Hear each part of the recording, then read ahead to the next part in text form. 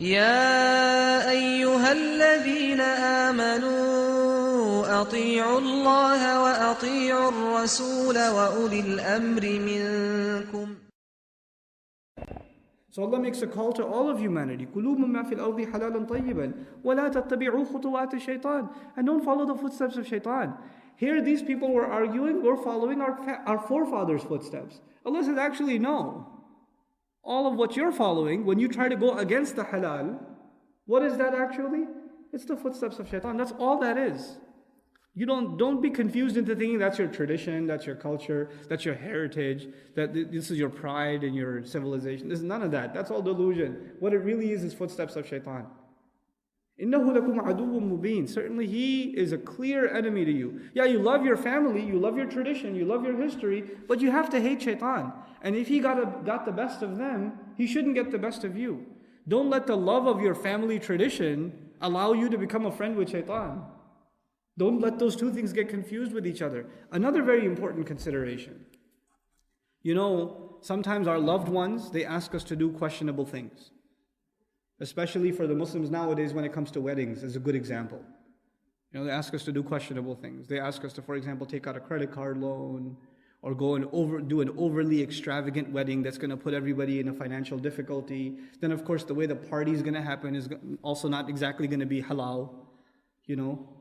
And there's going to be, you know, dancing and this and that. And this is a typical Muslim wedding. You can't even tell the difference between that and a Christian wedding nowadays. Except for the imam that walks in for 5 minutes and everybody puts the napkin on their head. And, you know, except for that part, you can't even tell the difference, right? No, they hire a DJ and everything. This friend of mine back from college, right? He invited me to his wedding. And I kind of knew that it's going to be a little shady. So I was trying to get out of it somehow because I try not to be part of those kinds of gatherings. But out of respect for the family, I went at least to say salam. And the DJ he hired, was the owner of the halal meat store. Okay, so the guy I buy meat from every week, right? So I walk in and this guy's like blasting music, he's like in the groove. I'm like, is that you? He sees me and he puts nasheeds on. I'm like, save it, bro. I was here or not, Allah's been here, man. You know, and he's just like avoiding eye contact. I'm like, yeah, no, this is too awesome. But this is like, you know, and this is at a Muslim wedding, right? And I'm not passing a fatwa on music or anything, but the kind of gathering, you can tell shaitan's there.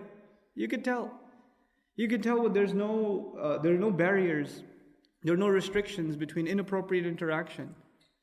You know, when Muslim women are dressed and they're decked out, they can get dressed up for themselves, that's fine, but when they're dressed in a way like, I'm sorry to be offensive, but it looks, you know, back home, the way they dress like elephants, like in Hindu tradition, and they like deck them out in all these fancy colors. They do this with buses in Pakistan.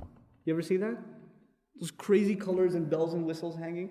That's how they dress our women. You know, they're like this insane colors flashing at you. You know, this is just completely inappropriate for a public setting for a Muslim woman. And when you ask them, why do you do that? They'll tell you, this is how we do things. What are you talking about? This is how everybody, your cousins had a wedding. What are they going to say if we don't have a wedding like this? Why are you so extreme? This is how we do things in our family. And you know what's so funny about that question? If you were to show them a picture of their own grandfather and their own grandmother, grandpa's got a big old beard, and grandma, you can't even see her face. Her face is like the chadar is hanging over the head. You can barely see her face. They're completely modest. I was like, what family tradition are you following? Even these same people that have become so, you know, forward-thinking, they call themselves, right? They've become so forward-thinking. Even in their tradition, go a couple of stages back, couple of generations back, you'll find Islam. They've abandoned tradition. What they call tradition is a joke. What tradition is that if not Hindu tradition for us? You know, one of my teachers, Dr. Israr Ahmed rahimahullah, one of the most painful experiences of his life, he describes it. He was invited also to a wedding. And this wedding was at the border of India and Pakistan. It was a part of Lahore that's kind of touching the border of India. It was a Muslim wedding. So he went there, he was invited, so he went. And he goes, and there's a completely inappropriate gathering, music is blasting, this and that. Asr time comes, nobody even gets up.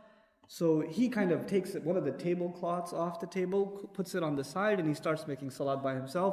And a couple of people joined him, and the groom felt bad, so he joined him too. And Dr. Saab himself says, I don't think he made wudu. But he joins him anyway. And after he finishes making salah, he's looking around and he's thinking to himself, man, not 50 miles from here, on the other end of the border, there's a Sikh wedding going on. There's a Hindu wedding going on. And there's no difference between these two weddings. You couldn't tell the difference. And he says, so what reason did not 50 years have gone by and Muslims drew this line, this border with their blood? That blood hasn't even dried yet, and look at us. There were 2 generations ago, Muslims were staying up all night in countries like Algeria, in countries like Pakistan, in countries like, in Egypt, all over the Muslim world that were occupied by foreign powers.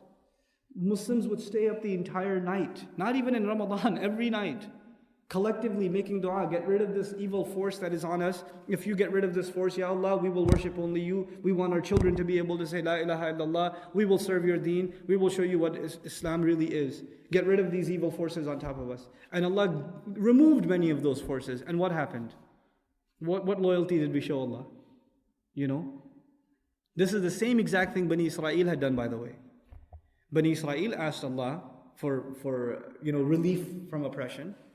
And then Allah gave them freedom and then said, let's see what you do. Let's see when you get power, let's see how you hold on to power. Let's see what you do with that power. What have the Muslims done? What do we have to show for ourselves? SubhanAllah. We love talking about politics. Before you talk about bringing about change in the political spectrum, how about we talk about our family situations? How about Islam in the family? And our extended families. Those of you guys that are sitting here in the masjid, probably most of you, you're the weirdos in your family. Right? Most of your families are like, they think religion is a joke. And you guys are extreme, you've lost your way. And they look at you and they laugh and they say, that thing is still on your face? And they look at your women and they say, you're still wearing that thing? You're going to go to the Eid party looking like that? Might as well not come. That's how they'll talk to you. That's your own family. This is the crazy situation we're in. We have to convince the Muslims to go to halal and tayyib. And here Allah is talking to all of humanity and saying, كُلُوا مِمَّا فِي الْأَرْضِ حَلَالًا طَيِّبًا وَلَا تَتَّبِعُوا خُطُوَاتِ الشَّيْطَانِ.